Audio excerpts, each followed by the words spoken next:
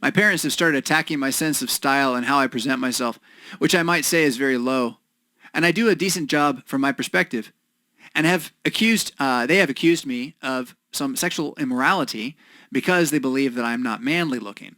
They are particularly angry at my decision to tastefully paint my nails, which is about a 50-50 health fashion decision that I don't care to explain. I understand why they hate it, but I have defended myself enough times. As far as I can tell, they are very strongly applying Old Testament law to me under the assumption that I am trying to present as female, which couldn't be further from the truth. I try to remind them that in the past, things such as pants were seen as strictly menswear. That has changed. As far as I can see, women wearing pants aren't condemned for doing so. Not at the moment they're not.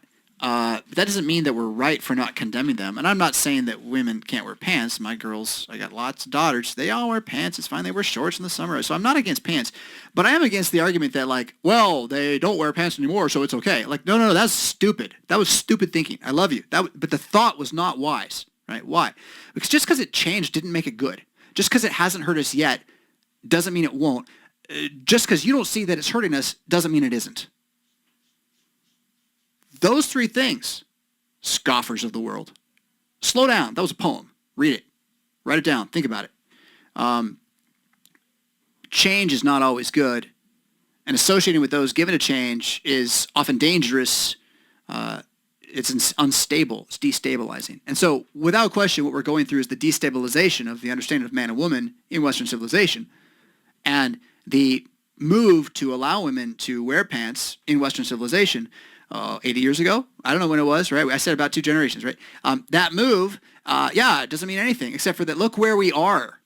So you're like, oh, he said wear pants. No. If you make all the women in your house wear pants, it won't fix the problem. That's not the problem. The problem is you don't believe there's real differences between man and woman. That's the problem, right? That we really are to try to not be like each other because it's better that way, and we're complementary to each other. And don't pin me with all the complementarians, but I do believe that opposites attract. Plus and minus, they create force together. So it's not that weird to think that man and woman are different, except for that it is. It's super weird to think that these days, and that's the important thing to kind of press on here. Your initial question from before was struggling with the psychology, the soul pain of worrying what other people's brains are doing when you're there, right? You're really wanting to be able to control the thoughts of other people so that they don't ever have a thought that's bad about you. That's why you're worried about it. And you know that this is a horrible way to live. It's a godless way to live. It doesn't mean you're godless, but trying to control other people's thoughts, God doesn't even really do that. He does. He hedges it in, but he doesn't completely take away thought, right? We're not robots. And so seeing the pain that you're creating for yourself by always living in concern about what others are thinking of you, and then striving to understand where that came from as you have, and to put that to rest as you are trying to, is super valuable. And that that this has a lot to do with your relationship with your mother is super insightful, because it usually does. What you think of yourself has, can I say 80-20? It's probably not quite right, because it's going to spin a little bit. 33, 66, or 67, 66 and 34. What your mother said to you will have more to do with what you think of yourself than just about any other impact in the world. And then your father comes along and he gives the other side of it.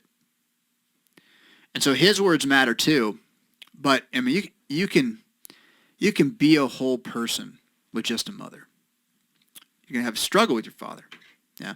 But if the mother's words to you were such that it was always, hey, what will people think? Don't do that. What will people think? If that was what was said to you constantly as a young child, then thanks, Mom. That's gonna be in your head now, right? And so realizing where it came from. Oh, my mom says this, right?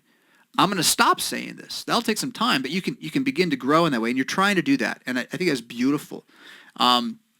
And in this, I just want to commend to you on and on life in the Psalms and Proverbs as Jesus Christ lives in his name. Because those words are the ones you're going to find words to replace the words you tell yourself with, right? So that, when you find yourself thinking, what would they think of me? What do you say next? Can you thought stop? Can you break it, right?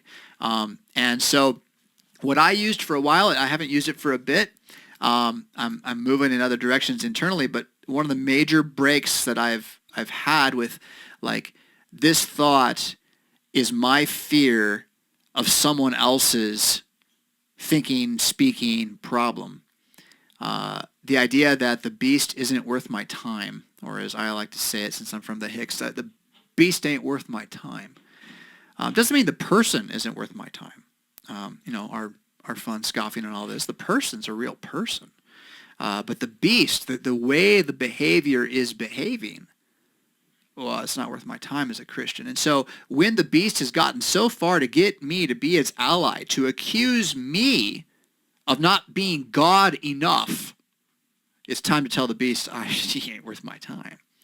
And I guarantee you, every time you're worried, it's because you think you're not enough God.